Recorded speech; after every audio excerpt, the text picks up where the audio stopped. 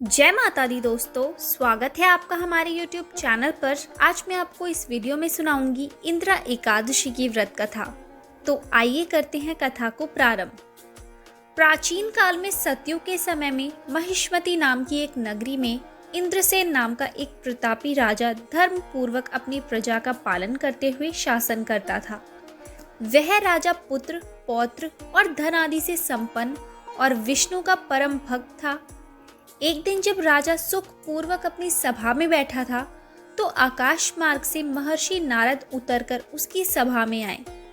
राजा उन्हें देखते ही हाथ जोड़कर खड़ा हो गया और विधि पूर्वक आसन व अर्घ्य देने लगा।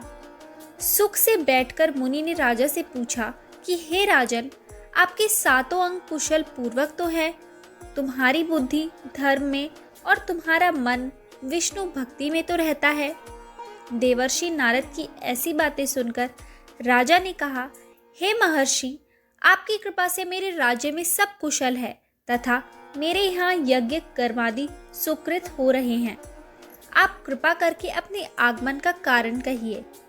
तब ऋषि कहने लगे कि हे राजन, आप आश्चर्य देने वाले मेरे वचनों को सुनो। मैं एक समय ब्रह्मलोक से यमलोक को गया।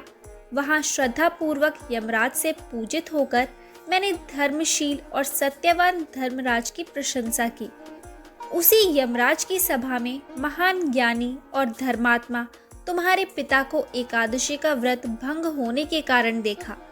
उन्होंने संदेशा दिया, सो मैं तुम्हें कहता हूँ। उन्होंने कहा कि पूर्व जन्म में कोई विघ्न हो जाने के कारण मैं यमराज के निकट रह रहा हूँ। सो हे पुत्र, यदि तुम अश्विन कृष्ण इंद्रा एकादशी का व्रत मेरे निमित्त करो तो मुझे स्वर्ग की प्राप्ति हो सकती है। इतना सुनकर राजा कहने लगा कि हे महर्षि, आप इस व्रत की विधि मुझसे कहिए। नारद जी कहने लगे, अश्विन माह की कृष्ण पक्ष की दशमी के दिन प्रातःकाल श्रद्धा पूर्वक स्नान आदि से निर्वृत्त होकर पुनः दोपहर को नदी आदि में जाकर स्नान करें। फिर श्रद्धा पूर्व पितरों का श्राद्ध करे और एक बार भोजन करे। प्रातःकाल होने पर एकादशी के दिन दातुन आदि करके स्नान करे। फिर व्रत के नियमों को भक्ति पूर्वक ग्रहण करता हुआ प्रतिज्ञा करे कि मैं आज संपूर्ण भोगों को त्याग कर निराहार एकादशी का व्रत करूंगा। हे अच्युत, हे पुंडरीकाक्ष, मैं आपकी शरण में हूँ, आप मेरी रक्षा कीजिए।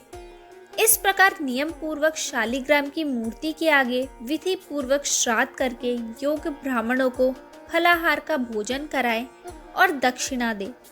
पितरों के श्राद्ध से जो बच जाए उसको सूंघ कर गौ को दे तथा धूप, दीप, गंध, पुष्प, नैवेद्य आदि सब सामग्री से ऋषिकेश भगवान का पूजन करे। रात में भगवान के निकट जागरण करे। इसके पश्चात द्वादशी के दिन प्रातःकाल होने पर भगवान का पूजन करके ब्राह्मणों को भोजन कराए। भाई बंधुओं, स्त्री और पुत्र सहित आप भी मौन होकर भोजन करें। नारद जी कहने लगे कि हे राजन, इस विधि से यदि तुम आलस्य रहित होकर इस एकादशी का व्रत करोगे तो तुम्हारे पिता अवश्य ही स्वर्गलोक को जाएंगे। इतना कहकर नारद जी अंतर्ध्यान हो गए। नारद जी के कथा अनुसार राजा द्वारा अपने बांधवों तथा दासों सहित व्रत करने से आकाश से पुष्प वर्षा हुई और उस राजा का पिता गरुड़ पर चढ़कर विष्णु लोक को गया। राजा इंद्रसेन भी एकादशी के व्रत के प्रभाव से निष्कंटक राज्य करके अंत में अपने पुत्र को सिंहासन पर बिठाकर स्वर्ग लोक को गया। यह इंद्रा एकादशी के व्रत का महात्म्य मैंने तुमसे कहा।